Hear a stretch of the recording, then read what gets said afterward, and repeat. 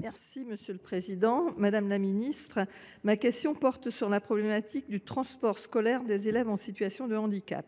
Je ne méconnais pas le cadre législatif et réglementaire que je rappelle ici. Depuis le 1er septembre 2017, les régions sont les seules compétentes pour l'organisation des transports scolaires.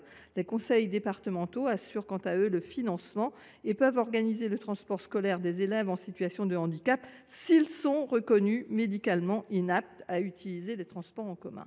Toutefois, certains élèves, bien qu'ils ne soient pas reconnus médicalement inaptes à utiliser les transports en commun, ne disposent pas de l'autonomie nécessaire pour les emprunter quotidiennement. Ces élèves et leurs parents se retrouvent dans une impasse. Les départements ne prennent pas en charge ce transport adapté au motif qu'il ne relève pas de leurs compétences et les régions considèrent qu'ils sont aptes à emprunter les transports scolaires standards puisqu'ils ne sont pas déclarés médicalement inaptes à les emprunter.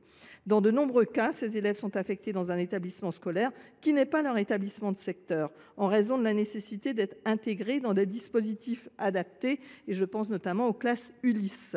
Les transports scolaires organisés par les régions relient généralement le domicile des élèves à leur établissement de secteur et non à ces établissements spécifiques. Ainsi, ces élèves sont souvent jugés aptes à emprunter des transports en commun qui n'existent pas entre leur domicile et l'établissement scolaire qu'ils fréquentent quotidiennement.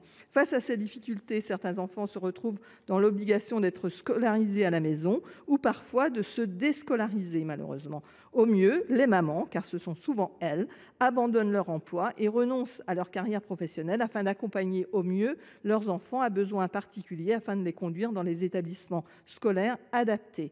Madame la ministre, pouvez-vous nous indiquer si ce problème est identifié par le ministère et quelles mesures le gouvernement envisage pour garantir à chaque élève en situation de handicap, quelle que soit sa situation, et serait-il médicalement apte à prendre les transports en commun, la possibilité de se rendre dans un établissement scolaire adapté? Merci. Merci Madame la Ministre. Vous. Merci Monsieur le Président. Madame la sénatrice, vous m'interrogez sur la question du transport scolaire des élèves en situation de handicap, qui est un sujet majeur et sur lequel je partage pleinement votre diagnostic de dysfonctionnement pour ces jeunes élèves. Vous l'avez rappelé, la compétence d'organisation et de financement des transports scolaires relève des collectivités territoriales. La loi NOTRe du 7 août 2015 a effectivement transféré aux régions les compétences historiquement exercées par les départements en matière de transport non urbain. Depuis le 1er septembre 2017, ce sont donc les régions qui sont chargées du transport scolaire.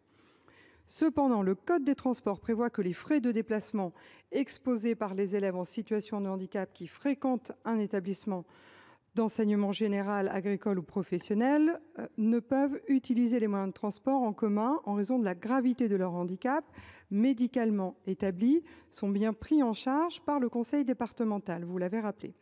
Par exception, en Île-de-France, c'est la région qui est directement compétente avec Île-de-France Mobilités. Le conseil départemental est ainsi responsable de l'organisation des transports pour les élèves qui ne peuvent utiliser les transports en commun. Les modalités de reconnaissance médicale de la capacité à prendre les transports en commun relèvent ainsi des départements. Dans la pratique, certains conseils départementaux s'appuient sur l'expertise des MDPH et sollicitent un avis de l'équipe pluridisciplinaire. Vous avez raison, Madame la sénatrice, nous ne pouvons pas accepter que des enfants ne puissent pas se rendre dans leur établissement et soient parfois déscolarisés en raison de difficultés d'accès à des transports adaptés à la nature de leur handicap. C'est pourquoi, dans l'objectif de préciser les critères d'éligibilité, j'ai demandé aux administrations concernées qu'un travail soit engagé avec la CNSA et les conseils départementaux dans les prochaines semaines. Je suivrai ce travail avec attention. Merci Madame la